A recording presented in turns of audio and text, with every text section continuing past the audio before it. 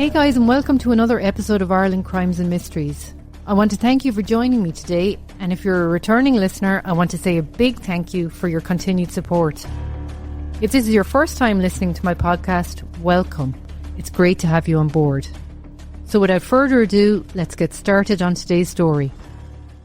Ireland Crimes and Mysteries is presented by GoLoud, Ireland's leading audio publisher and the home of Irish podcasts.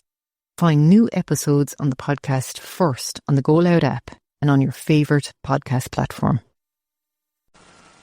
The grave of Anne and her child is bedecked with floral tributes, symbols of love and affection that she was either too ashamed or too frightened to seek.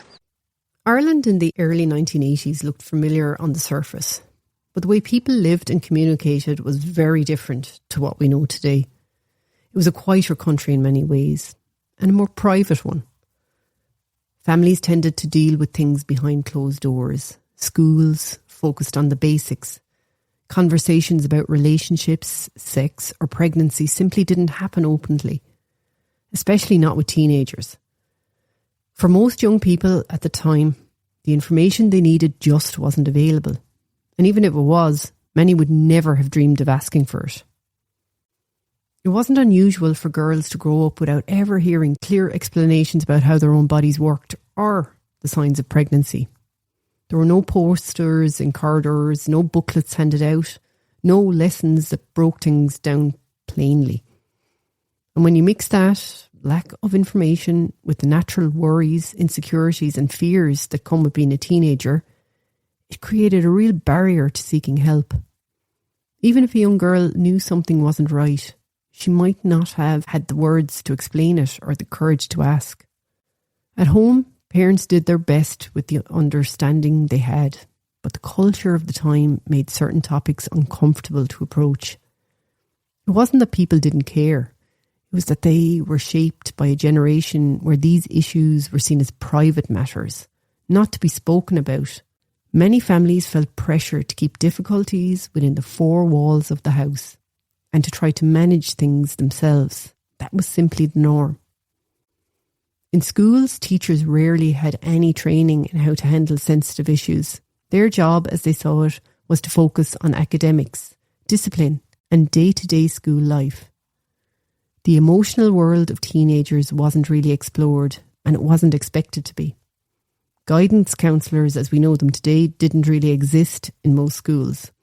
The idea of a teenager confiding in a teacher about something so personal would have seemed almost impossible. And hanging over all of this was a strong sense of social expectation.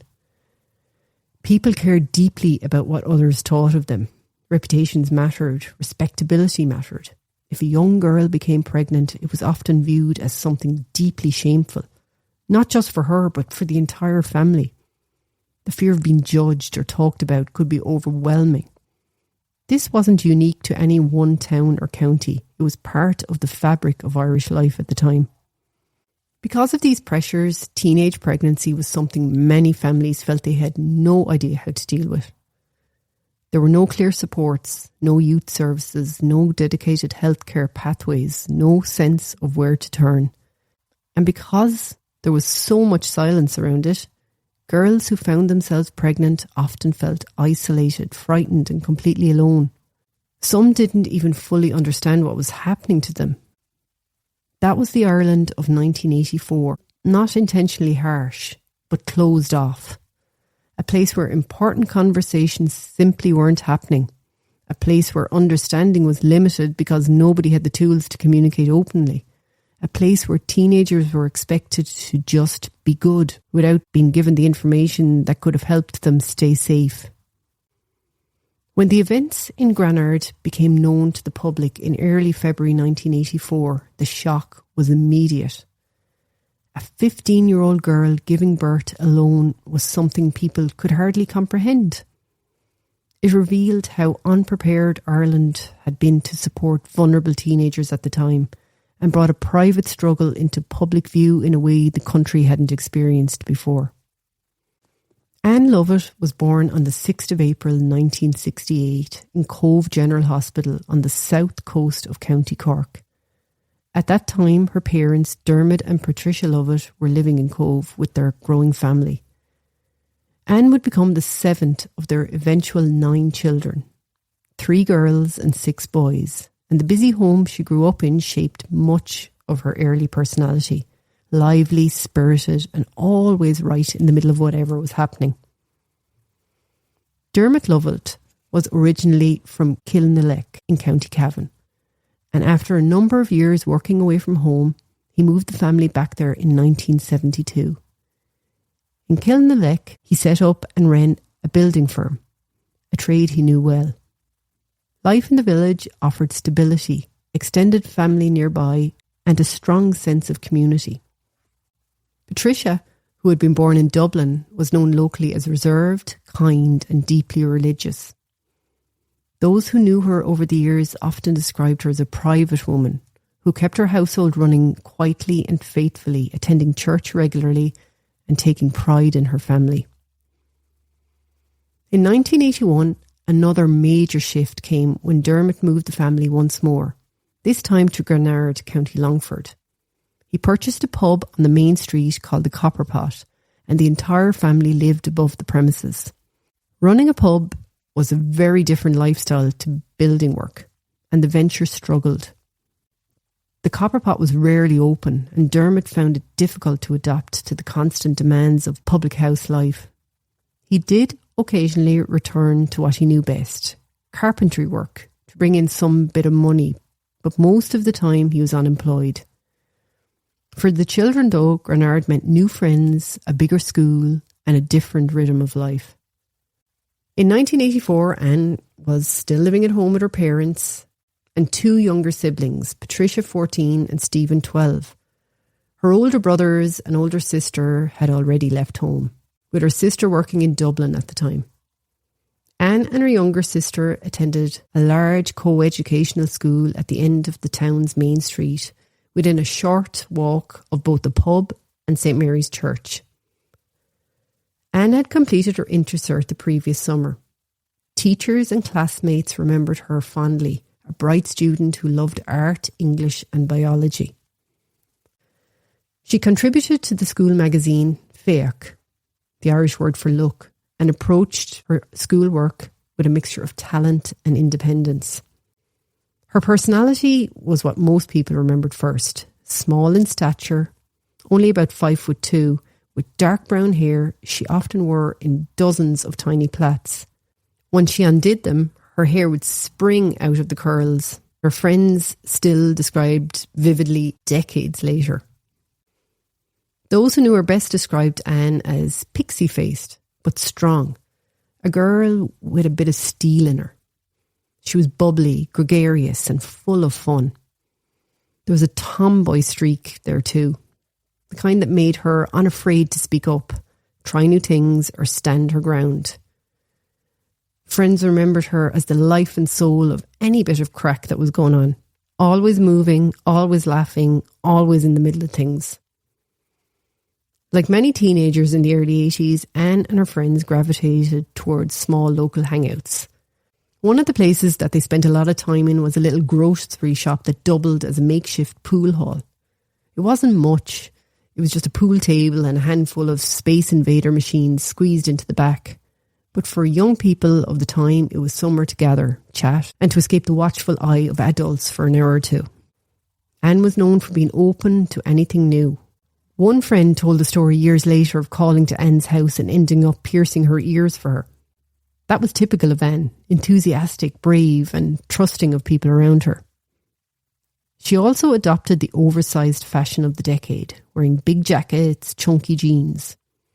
In hindsight, people speculated that the layers may have served more purpose than style during the winter of 1983 and early 1984. But at the time, it was simply part of the look teenagers across Ireland had embraced. Nothing in Anne's behaviour in those months stood out to those around her as alarming. Her mother later recalled that Anne seemed perfectly herself in the days leading up to the 31st of January. Teachers said she appeared happy in school. Friends saw her, as they always did, lively, involved and full of energy. Like many 15-year-olds, She moved between home, school and small gathering spots of the town, slipping easily into the routine of everyday life. And yet, woven through those ordinary days was a secret that weighed entirely on Anne's own shoulders. She was 9 months pregnant. Apart from one close friend she confided in just 2 days before her death, no one around her seemed to realise the truth.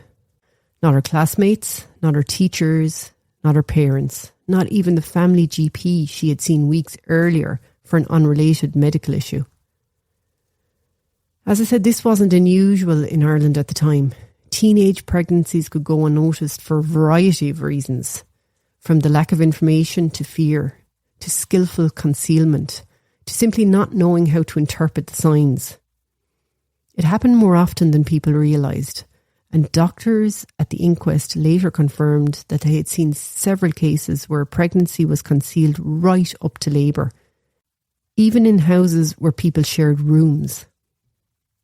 What stands out most in remembering Anne's early life is how normal it appeared from the outside.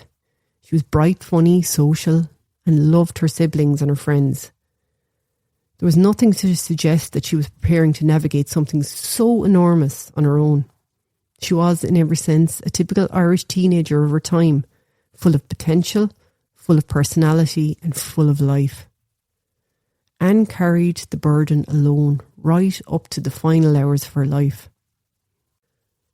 On the morning of the 31st of January 1984, 15-year-old Anne Lovett left home above the Copperpot pub in Granard, County Longford, wearing her school uniform and carrying her red school bag. As I said, the Copperpot sat on the main street, a narrow stretch lined with small shops, homes and local businesses. The sort of street where everyone knew who lived inside each door. It was a wet, cold winter's morning. Those who were out early spoke of a steady rain and a grey, biting chill that lingered throughout the day. A typical damp Irish January, one that just would settle in your bones. People heading to work and school saw Anne walking in the direction of the secondary school at the far end of the main street. Nothing about her appearance raised anybody's concerns. She moved with purpose, as she always did. She did not look visibly distressed or ill. This statement is something that has remained consistent across all known accounts. Anne did not appear outwardly pregnant that morning, and no one realised she was in the late stages of labour. When Anne didn't return home for lunch, her parents assumed she was tied up with schoolwork. She had contributed to the school magazine and often helped with the artwork, so it wasn't unusual for her to miss the lunch break at home. Around midday, Anne walked the short distance to the house of a close friend. This visit would become one of the only confirmed interactions she had that day. The friend later recalled that Anne said she wasn't feeling well. She mentioned needing to go somewhere but didn't say where. When the friend couldn't accompany her, Anne asked for a cigarette, accepted it and headed back out into the rain. Instead of turning towards her home, she walked in the direction of St. Mary's Church, which stood on a small rise at the opposite end of the main street. Beside the church was the Marian Grotto, a familiar landmark in Granard. Built in the 1930s, it was set slightly below street level and enclosed by distinctive railings. Stonework, shrubs and the statue of Our Lady gave it a sheltered, enclosed feeling, a quiet pocket off the main road. Locals passed it daily on their way to mass, school or the shops. It was a place people associated with reflection and prayer. That afternoon, it became the place Anne sought out when she needed privacy. Inside the grotto, Anne went into labour. She was completely alone. Over the course of the next number of hours, she delivered a full-term baby boy. A pair of scissors, later recovered at the scene, had been used to cut the umbilical cord. Anne, weakened and exposed to the wind and rain, remained on the cold, wet ground. Without medical assistance, warmth, or any means of caring for herself after such a traumatic delivery, her condition deteriorated rapidly. Exposure, shock, and the blood loss were all acting against her. Later in the afternoon, 3 schoolboys walking home along the main street noticed Anne's red school bag near the entrance to the grotto. Curious, they approached the railings and saw her lying on the ground. Realising something was terribly wrong, they ran at once to get help. Their actions triggered a chain of neighbours and adults rushing towards the grotto. Local people arrived quickly. A nearby resident, followed by others, went to check on Anne before the town's doctor was alerted. Emergency services in rural Ireland were limited at the time, and the nearest available ambulance was based in Mullingar, more than 40 kilometres away. This meant that urgent medical transport could not reach Granard immediately. While waiting for the ambulance, Anne and her baby were placed in a car and brought to a nearby house in an effort to shelter them from the worsening weather. When the ambulance eventually arrived, Anne was taken to Mullingar General Hospital for emergency treatment. Hospital staff administered oxygen and blood was administered in an attempt to stabilise her. For a short period, her condition showed faint signs of improvement, but they did not last. Anne went into cardiac arrest and could not be revived. She died shortly after arriving at the hospital, at the age of 15. Her baby boy was also confirmed deceased. He was later given the name Patrick.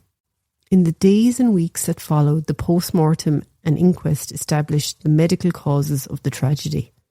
Anne had died from shock and hemorrhage in childbirth, with severe exposure to the cold as a major contributing factor. Her son had not survived delivery. These findings formed the official record of what happened and remained the foundation of everything known about her final hours. Anne and baby Patrick were placed together in the same coffin and brought home to Granard. Their funeral was held in St Mary's Church, just yards from the grotto, and was attended by classmates, neighbours and people from across the town who were stunned and heartbroken. Her classmates formed a guard of honour outside the church and sang during the service, while her teachers, unable to comprehend the scale of the loss, stood beside them. The image of Anne and her infant son being buried together in Granard Cemetery became one of the defining moments in the national understanding of the case. It was a quite devastating end to a life that had become overwhelmed by fear, isolation and silence. What happened in the grotto that day didn't involve any sudden incident or act of violence. It was the quiet tragedy of a 15-year-old girl giving birth alone, hidden in plain sight, only a short walk from her own front door. Within a few hours, both she and her baby had lost their lives. This is where the story of Anne Lovett's final days ends, but it is also where the story of Ireland's response begins. News of what happened would soon spread far beyond Granard, sparking shock, grief, anger, and a national reckoning that would continue for decades. In the days after Anne Lovett died, Granard was a very quiet place. People were talking, but only in small circles and behind closed doors. Word had travelled quickly about what had happened at the grotto, yet most people didn't know what to say or how to make sense of it. Only a handful of neighbours had seen the events of that afternoon firsthand. And for everyone else, it was something they were still trying to take in. There was a sense of shock more than anything, the kind that leaves a town unsure of what to do next. At first, nothing about Anne's death appeared in the national news. It remained a local tragedy shared only within the town. That might have continued had it not been for an anonymous phone call. A journalist at the Longford Leader later recalled receiving a tip-off about the death of a schoolgirl who had given birth alone, but the paper had already gone to print. He believed, though he could never prove it, that the caller may have been connected to the local Garda station. When the Longford Leader didn't publish the story, the caller tried again, this time contacting the Sunday Tribune. And that was the moment the story left Granard. On Saturday, the 4th of February 1984, during the usual preview of the Sunday papers on the Late Late Show, Gay Byrne read the Tribune's headline out loud. Girl dies giving birth in a field. He made a brief remark and moved on. But by the next morning, Ireland knew what had happened and reporters began making their way to the town. For a small community not used to outside attention, the sudden arrival of national media was very difficult. Some locals were distressed, others were angry or wary. Many simply didn't want to speak at all. Journalists going door to door were often told that people didn't really know the Lovetts, a claim that wasn't true but kind of reflected a town trying to protect itself and its neighbours from further intrusion. The instinct was to close ranks. In the middle of this, the first official public statement came from Sister Maria Plunkett, principal of Anne's secondary school. On the 7th of February, she spoke to the press and described Anne as a bright student who had shown no indication that she was in difficulty. She stated clearly that no member of staff had been aware Anne was pregnant. The statement had been checked by a solicitor beforehand, something noted in reporting at the time, but its purpose was plain: to address growing speculation as the media coverage intensified. In the days after the story reached the national newspapers, one of the strongest public reactions came from Granard's parish priest, Canon Patrick Gilmore. At Sunday Mass on the 12th of February 1984, less than 2 weeks after Anne's death, he addressed the congregation directly. His focus wasn't on the circumstances of Anne's pregnancy or the lack of support around her. Instead, he spoke about the media. Canon Gilmore told parishioners that what had happened should have been left to the town to deal with in its own way, and that the coverage in the national newspapers and on RTE had brought loud-mouthed publicity of the worst kind. He suggested the situation should have remained a private matter within the parish, and that those who passed the information to Dublin had been spreading scandal. His words had a deep effect on the people of Granard. Some felt he was trying to protect the community from judgment during an overwhelming moment. Others felt the message added to a long-standing culture of silence, the same silence that had contributed to Anne feeling unable to ask for help. But whatever way it was interpreted, the sermon became one of the most widely quoted responses from within the town itself, and it captured the tension of an Ireland that was still wrestling with what it was willing to acknowledge publicly. Outside Granard, the tone was very different.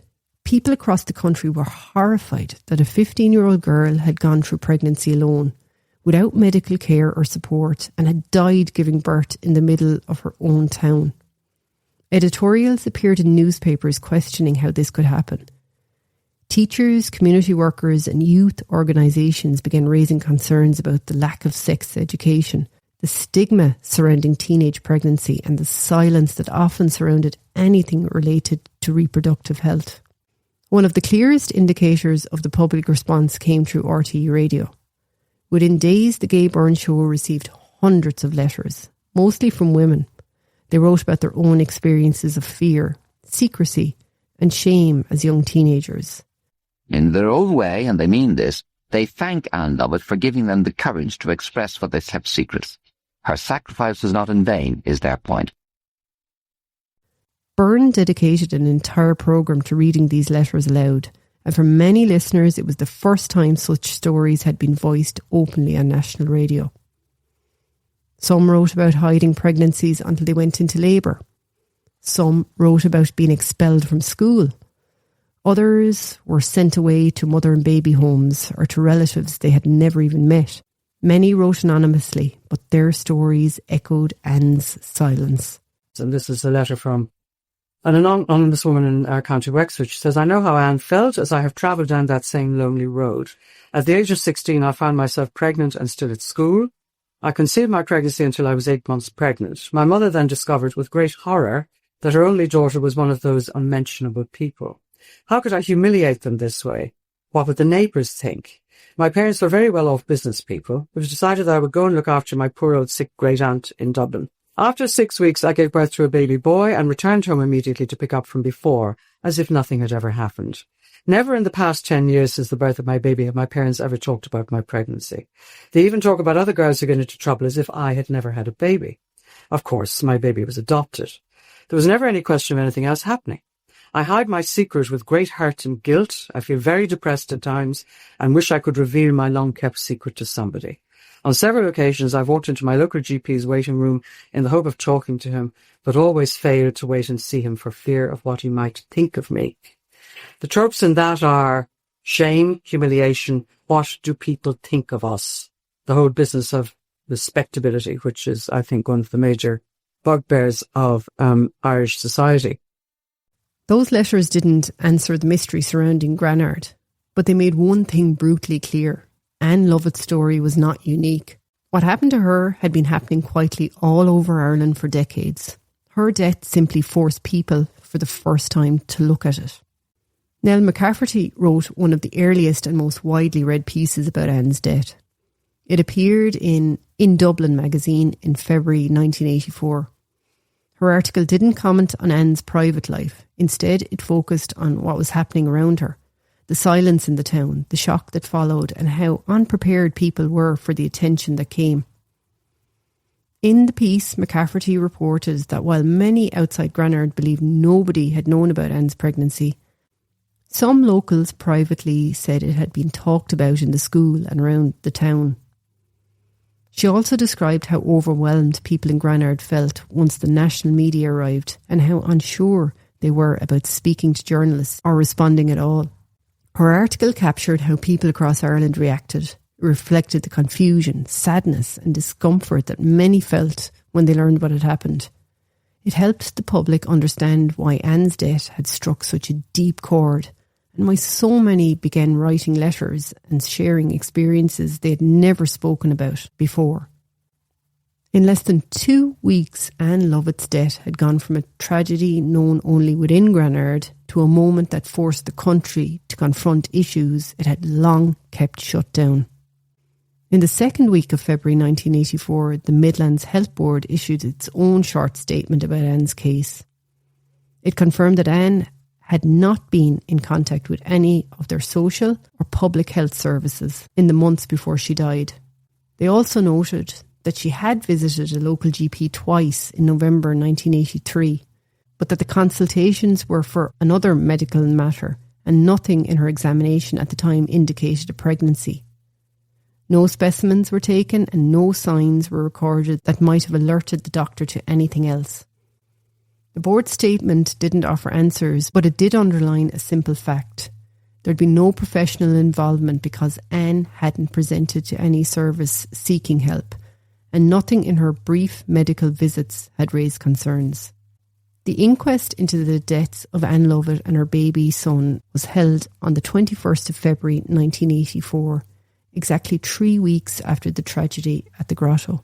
It took place in Mullingar, and the hearing was attended by members of Anne's family, medical staff, Gardaí, and the small number of witnesses who had direct contact with her in her final hours. The inquest began with a straightforward outline of the timeline. Anne had left home that morning, had not been reported missing during the day, and had been discovered in the grotto by 3 boys shortly after 4 p.m. Evidence was presented that she had given birth alone and without medical assistance. Her baby boy had been full term. The obstetrician who treated Anne when she arrived at Mullingar Hospital gave detailed medical evidence. He explained that Anne had been extremely cold, in shock and suffering from significant blood loss. She had received oxygen and blood transfusions in an effort to stabilise her. For a time she responded briefly, but her condition deteriorated rapidly. Despite the efforts of medical staff, Anne went into cardiac arrest and could not be revived. Her baby had not survived the birth. The post-mortem findings were then set out clearly. Anne's cause of death was recorded as shock and hemorrhage due to giving birth to a full-term infant, with exposure to the elements listed as a major contributing factor. Her baby's cause of death was recorded as stillborn. Garda evidence was also heard. Officers described the scene at the grotto exactly as they encountered it. Anne lying on the ground, her school bag nearby, and the baby wrapped in clothing. A pair of scissors had been used to cut the umbilical cord. Gardaí confirmed that there was no evidence of third-party involvement and nothing to suggest that anyone else had been present during the birth. Anne's parents were not required to give oral testimony. Instead, statements provided by the family were read into the record. These statements confirmed that Anne had shown no signs of pregnancy and had not spoken to them about being in any difficulty. They expressed their grief and their wish for privacy, and the coroner acknowledged the depth of their loss. One of the final witnesses was the doctor from Granard who had first attempted to help Anne when she was found. He spoke about the condition she was in and the immediate concerns for her life.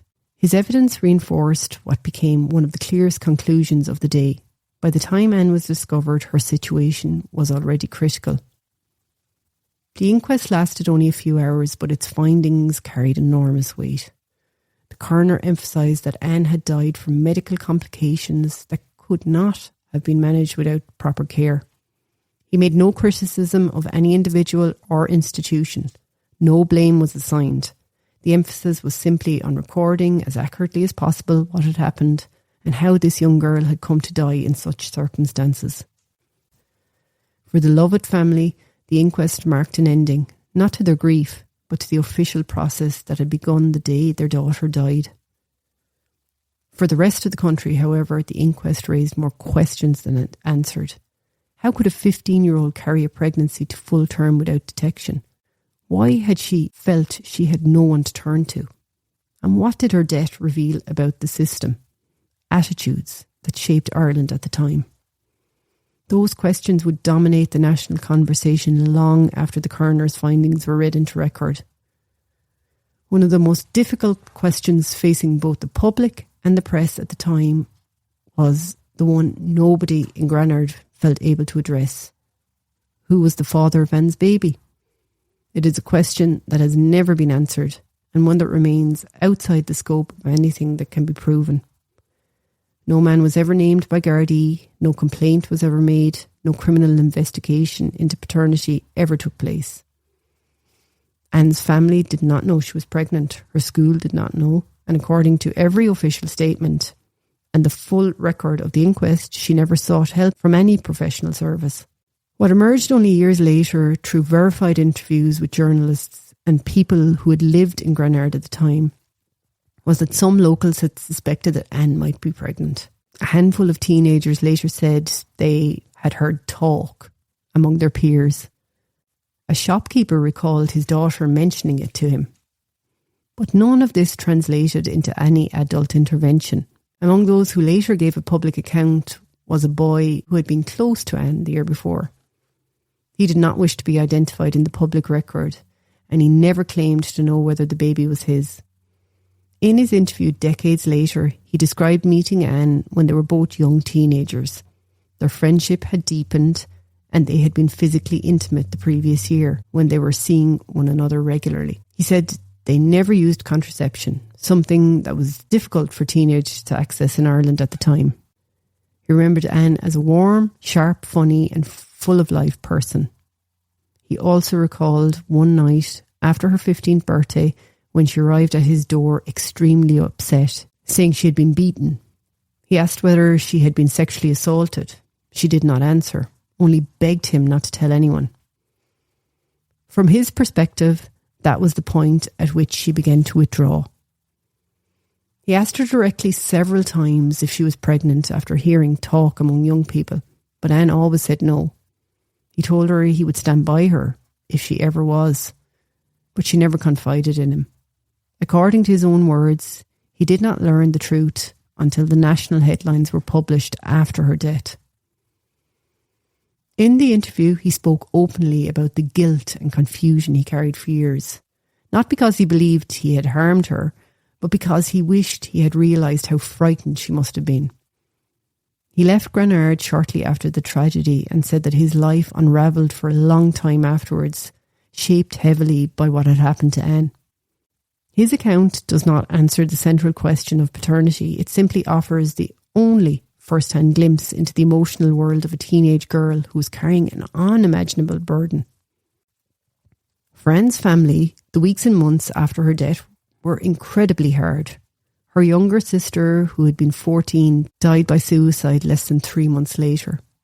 People who knew her said she had been deeply affected by what had happened to Anne and found it very hard to cope with the grief and the shock of it all. Their father passed away in 1987, only a few years after losing both his daughters. Their mother remained in Granard for the rest of her life. She never spoke publicly about what had happened and rarely discussed it, even with neighbours. When friends gently mentioned the girls, she would simply say that it had all happened a long time ago. It was her way of putting a boundary around something she never felt able to revisit. Nothing that happened in the aftermath brought clarity or explanation, but it did make visible a level of private sorrow that had existed quietly for years, both within the Lovett family and in many families across the country. Anne Lovett's story has been talked about for 40 years, yet it still carries the same weight every time it's told. When you read the letters now, and when you hear the letters now, it seems to me that not only are we living in a different country, not only are we living in a different era, but it seems to me we're living on a different planet, because those letters are a perfect depiction of the sort of Ireland we lived in at that time. It isn't because of the headlines or the shock that followed, but because at the centre of it all was a 15-year-old girl who went through something no child should ever face alone.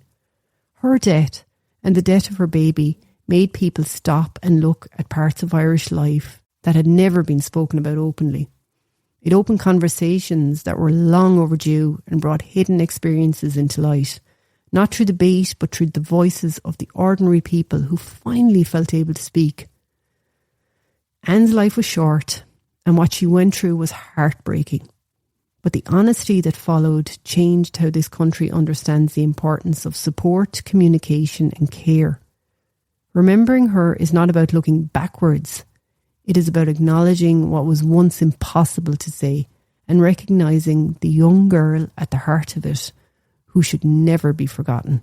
It's very appropriate that we would acknowledge what happened to Anne, and I think as a country we learned a lot from that situation. I think it changed Ireland, and fortunately it took a really sad situation for that change to happen. Her life, short as it was, does mean something, probably far more than many much longer lives.